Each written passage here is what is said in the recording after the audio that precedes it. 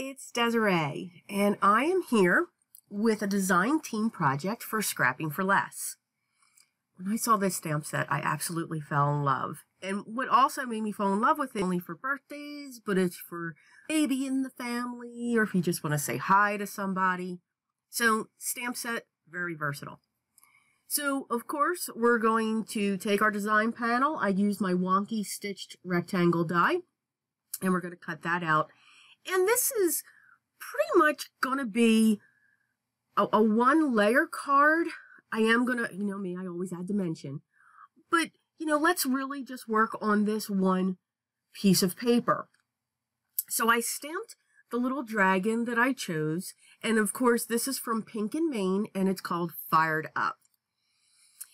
So after I stamped the little dragon, who is just too precious, I'm then going to use the strings that they have for the balloons. So I want these strings to be coming from out and around the dragon as if they're connected to her. I say her because she's got eyelashes with her eyes closed, smiling.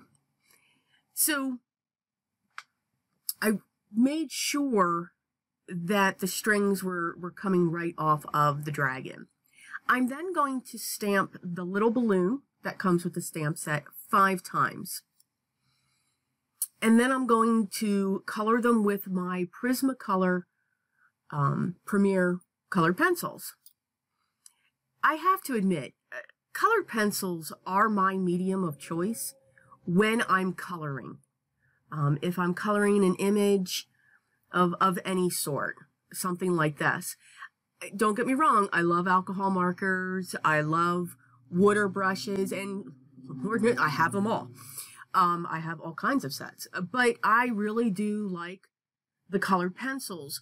You can see I chose my colors and I really didn't get into too much shading. What I really like with colored pencils, and you can see with this balloon, one color can give you all those shades. Even for the rest of the balloons, I only used one colored pencil so that I could get my shading. Now, that doesn't mean that you can't shade with a darker shade. I do that as well. But it all depends. But you can see that you don't have to do that. I think the more detailed the image, that's where you would get into those concepts. So here I just want to show you that with colored pencils, especially if you're just starting out, colored pencils are a good medium to start out with. And I'll explain that more in another video. But you can see now I'm going on to the dragon. I'm using this one shade of purple, and this is how I shade using one Prismacolor pencil. So I go around the edges just like we do with an alcohol marker. You go in the edge, whether you put your light shade down first to saturate the paper, and then we go in with our dark. I'm kind of doing that same thing, but I'm doing it with this one color of pencil. So after I get that one area that I know that's going to be the shaded area or the darkest, then I go over it a little bit darker. And what I mean by that is I'm using more pressure when I'm putting the medium down onto the paper. You can see when I'm using more pressure, my hand is closer to the point of the pencil. You'll see right here, when I go light, my hand is almost to the middle of the pencil, and it's just going in small circles. You can't see that because I've sped up this video, but you want to move in a circular motion, not straight up and down, because then you won't have the breaks. And you can see I'm turning that page, and I'm just going over those darker areas. I'm going in different directions because then you won't see the direction of the pencil so much. So again, we'll get into more of that. Just a few short little tips when it comes to colored pencils. And again, it's what works for me with me using them. Because again, they are my medium of choice for coloring images such as this. So you can see I'm just going around those edges to make sure I have my shaded lines. I'm using a very lime green for the little horns and the little tiny scales coming off of her tail.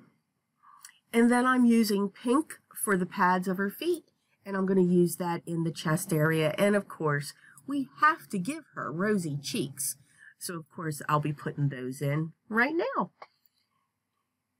So you can see that it does add depth. You can still get depth with your color pencils. Again, I am not putting down, I cannot stress enough, alcohol markers or watercolor markers or anything else like that.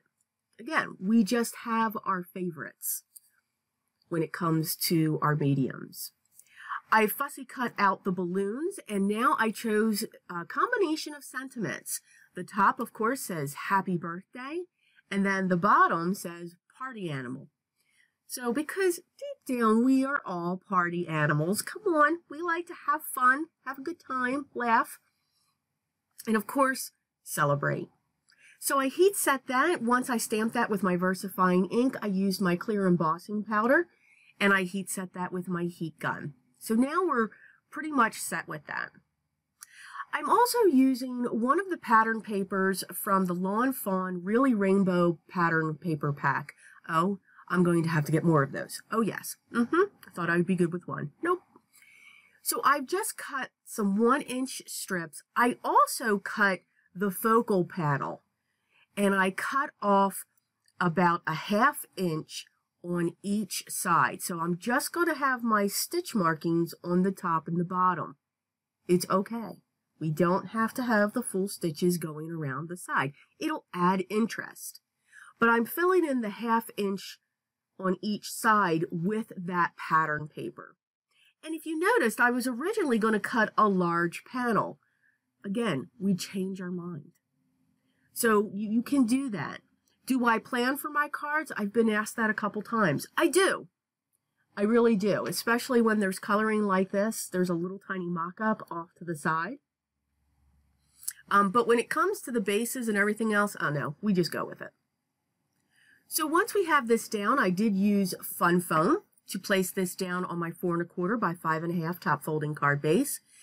You know, with any sentiments, I tend to try to add my own handwriting, so I added 3 dots after happy birthday, and of course an exclamation point after party animal.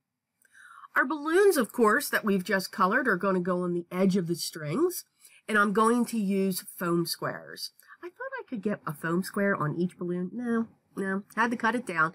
So we'll be cutting those foam squares in half, and they're going to be placed around the head. No particular order, just had fun with the rainbow colors. One of the pens that I really enjoy is called a black glaze gel pen, and it's a glaze gel pen, and what it does is it really accents the black lines. So I filled in the nose, I went over her eyes and eyelashes and her little tiny mouth just so that they would stand up, and it gives a little bit of dimension. I'm using my Spectrum Noir glitter pen to go over the balloons just to add some shine and sparkle to them. And then I'm using my glossy accents to fill in the notch that I kept white for the highlight of each of the balloons. Again, to give just a little bit more dimension. And that is our card for Scrappin' for Less. I hope you enjoyed it. Here's the close-up of the card that we made here together. I hope you give this a try. Please, I encourage you to check out the Scrapping for Less website, and of course that's scrappingforless.com.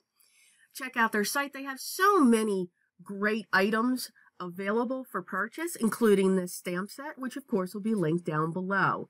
If you have any questions, please leave them down below as well, and I'll get back to you as soon as I can. I hope you enjoy the rest of your day, and I hope, as always, be creative. Take care, everyone.